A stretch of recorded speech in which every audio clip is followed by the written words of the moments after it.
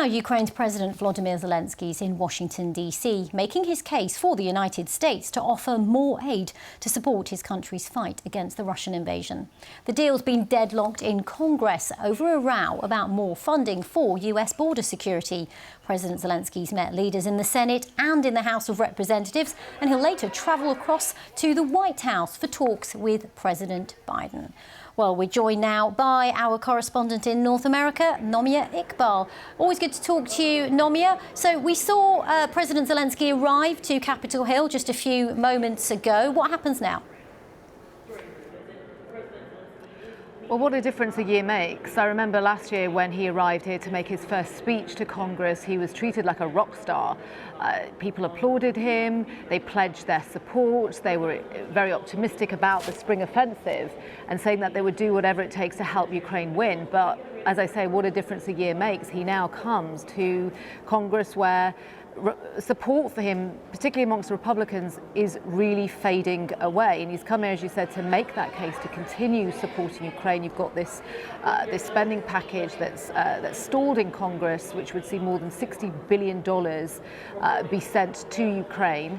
And he's making that case. So he has met all 100 senators. Have a listen to Senate Majority Leader Democrat Chuck Schumer and what he had to say after that meeting. It was a very powerful meeting. President Zelensky made it so clear how he needs help, but if he gets the help, he can win this war. And he outlined in some great detail, the kind of help he needs and how it will help him win. Even many of our Republican colleagues talked about we are winning this war.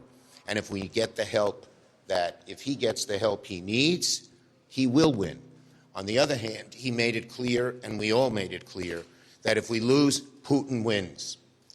And this will be very, very dangerous for the United States. So we cannot let Putin influence through any surrogate what we need to do for Ukraine. He also made one other point. He needs the aid quickly. If we don't give the aid quickly, several things will happen. First, the military needs, but second, Europe and many other allies will say, what is going on here? They're not giving them the aid. In Washington, Kirsten Harris, Channel 11 News. Well, that argument is one that's just not working for Republicans. We spoke to Republican Senator Lindsey Graham after that meeting, and he was hardline about it. When we said, does it make a difference that Zelensky, who is a wartime leader, has come here to make the case? He said, no, no, no. And he said, to quote the senator, that he believes that Zelensky is being used by Democrats. So Zelensky has quite the challenge, and as you mentioned there, he's going to meet the Speaker of the House, Republican Mike Johnson, and then he's going to the White House to talk to President Biden. Nomia, we are less than a year away from the next presidential election. Is politics playing a part in all of this?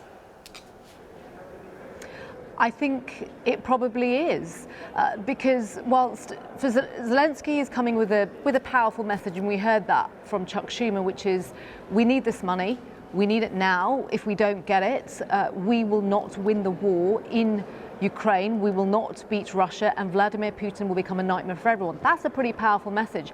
But Republicans have a powerful message to send back, which is about border security. Border security, US-Mexico is an issue that has confounded lawmakers here for decades. It's an incredibly contentious issue, and it's one that matters to the American public. And the Republicans are saying, you care about your security, we care about our security, we care about security on the border. And that is a powerful argument to make to the American electorate. So I think it's fair to say that politics, domestic politics, is playing a huge part in this discussion.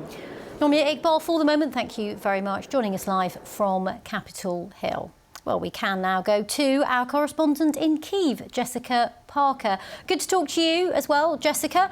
Jessica, how essential is this funding to the Ukrainian counteroffensive? Hugely crucial. I mean, you ask in terms of how crucial it is the Ukrainian counter-offensive.